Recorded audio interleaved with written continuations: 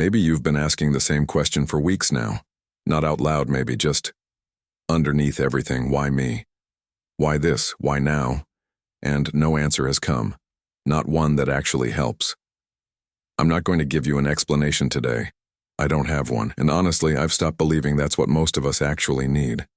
By the time we finish, you're not going to understand your situation any better. But you're going to know how to keep walking with God without that understanding. That's different, that's real. There was a season in my life, I was about 36, when everything fell apart at once.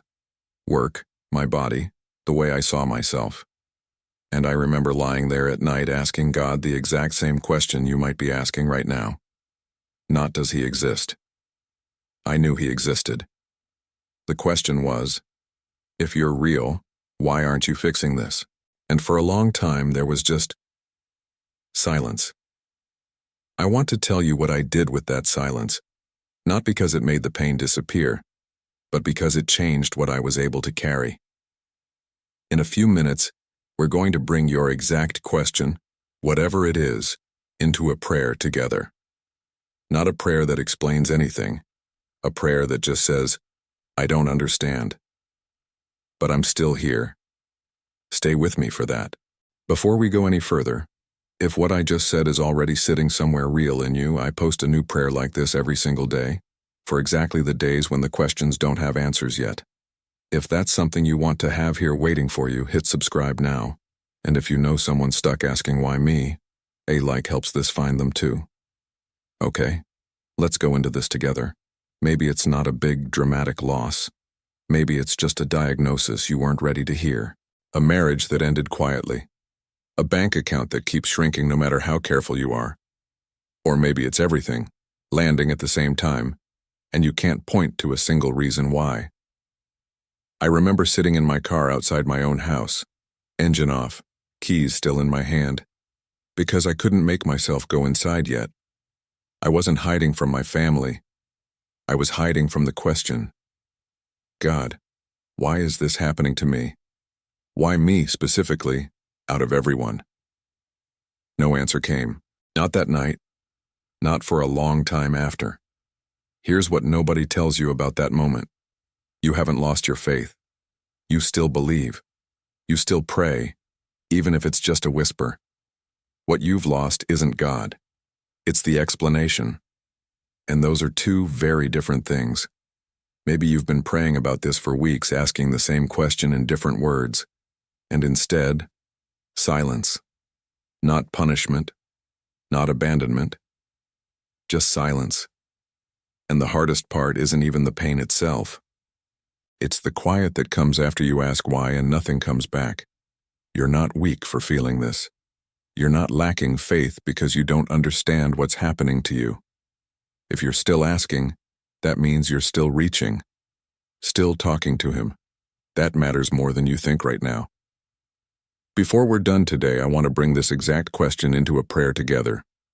One that just lets you set it down. But first I need to tell you about the thing almost everyone does when they hit this exact wall. I did it too for a long time.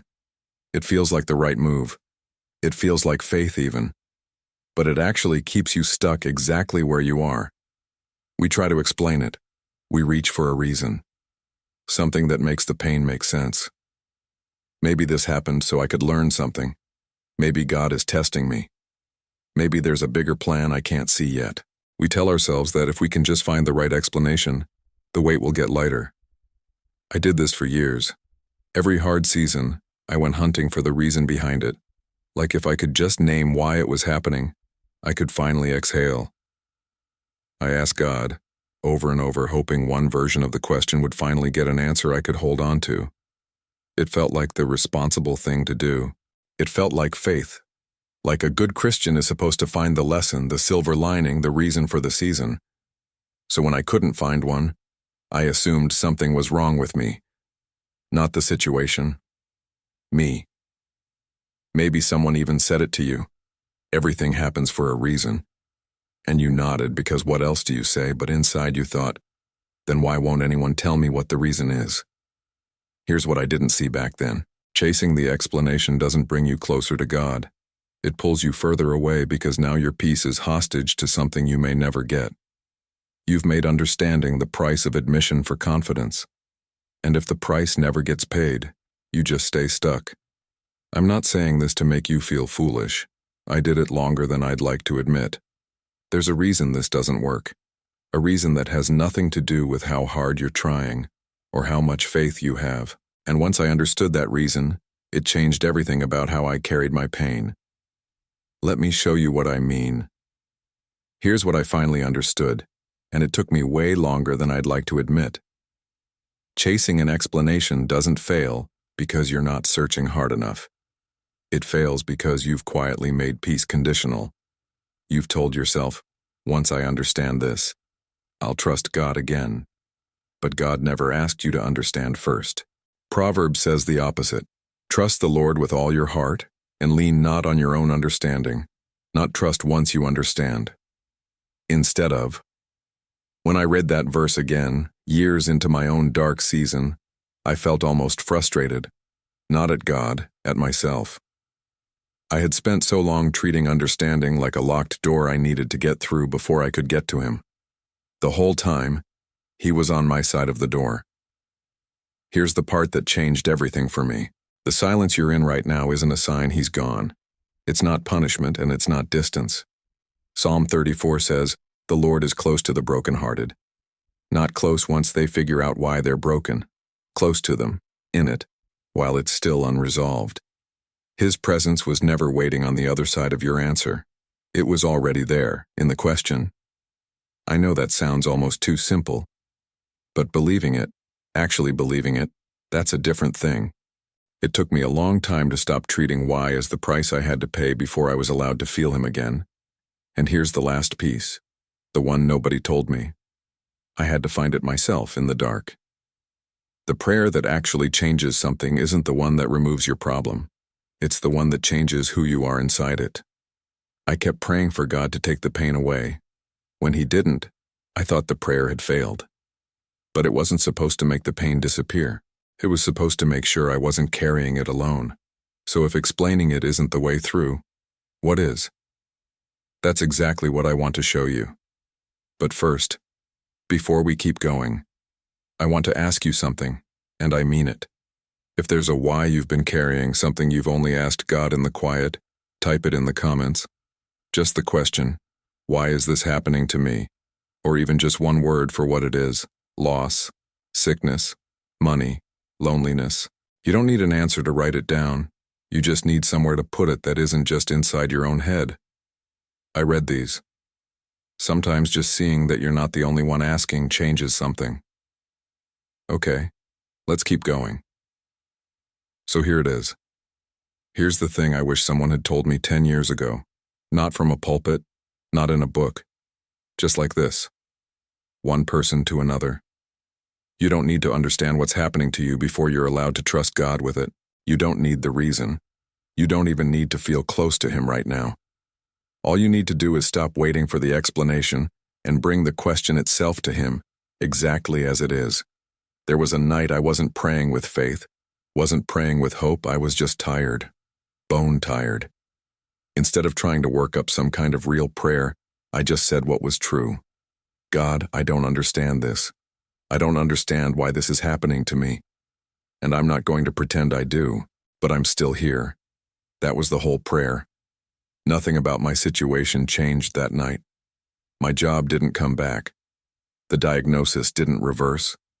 But something in me shifted because for the first time in a long time, I wasn't praying to escape the pain. I was praying inside it, with him, instead of alone in it. This is the shift. Not from confusion to clarity, from confusion to companionship. You're not trying to solve the mystery anymore. You're just refusing to carry it by yourself. I used to think real faith looked like having an answer ready. But real faith looks like showing up without one, and staying anyway. That's what breaks the cycle from before. The one where you keep hunting for a reason and feeling further from God every time you don't find one. You stop making understanding the price of his presence. You just bring him the question, unresolved, and let that be enough.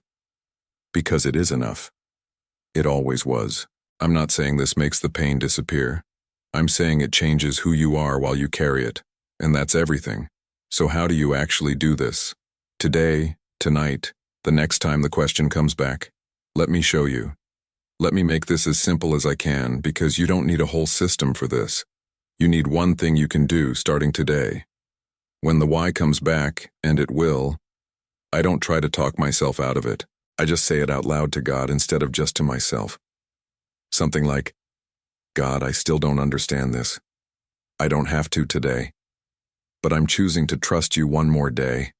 That's the whole prayer. Name the confusion, and choose him anyway, one day at a time. Here's the small detail that made the biggest difference for me. I stopped waiting for the right moment to say it. I say it in the car. I say it brushing my teeth. This isn't a formal prayer you say for quiet time. It's something you say the second the question shows up right where you are. I'll be honest, I still don't always remember to do this. When I catch myself hours deep into trying to figure out why instead of just handing it over, I don't start from scratch or beat myself up. I just say the prayer late. It still counts. On the days you're truly at the end of yourself, you can shrink it down even further. Just, I don't understand. But I'm still here. 5 words. Some of the most honest praying I've ever done had barely any words in it at all. It's not about feeling ready. It's a decision you make again and again, especially on the days you don't feel anything at all. Consistency here isn't about emotion. It's about showing up with the same 5 words, whether you feel close to God or 1,000 miles away.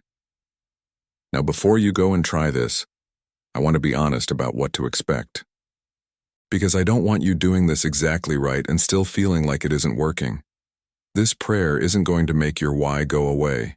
You might say it every day for a month, and the diagnosis will still be the diagnosis. The marriage will still have ended. I need you to know that going in, because if you're expecting this to resolve your situation, you're going to think it isn't working. It's not that kind of prayer. I'll be honest about my own experience. The first few weeks, I didn't feel different. I said the words and mostly just felt tired and confused, same as before. What I didn't realize at the time was that the change wasn't supposed to show up as a feeling. It showed up first as a decision. The decision to keep coming back, whether it felt like anything or not. That part built slowly. Weeks, not days.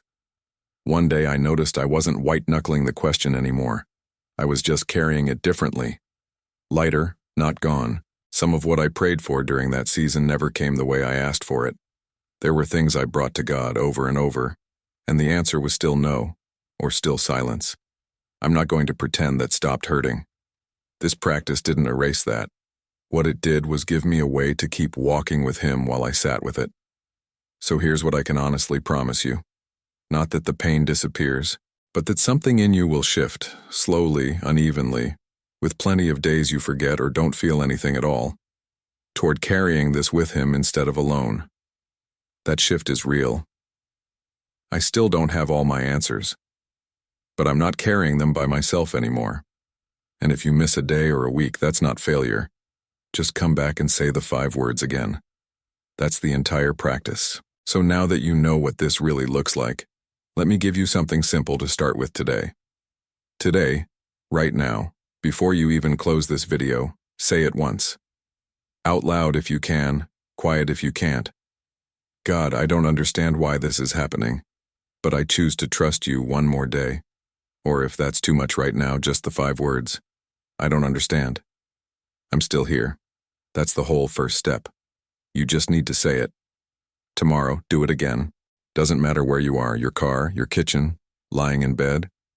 This week, that's the only goal, not a whole prayer routine, just this one sentence once a day. And on the days you forget, don't treat it as proof that you failed. Just say it late. Say it the moment you remember. That still counts. I remember my own first day doing this. It wasn't dramatic. I just said the words in my car and drove home. That's how small it started. And I didn't know then that it would be the thing I still come back to years later. Every time life stops making sense. You've already done something today, just by staying through this. So take this one small step. Say the words, even without an answer to the question that brought you here. and I'll be here tomorrow.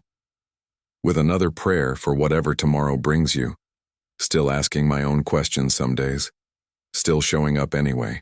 Before you go, if you found even a little bit of peace in these last few minutes, subscribe to the channel. Not so you don't miss content, but because I'll be right here tomorrow with a new prayer, so we can start the day together. You don't have to walk this road alone. And if this one found you at the right moment, A-like helps this reach someone else asking the same question tonight. Even if they haven't said it out loud to anyone. I still don't have all my answers. I probably never will, but I keep coming back and I keep finding him here in the not knowing. So will you. See you tomorrow.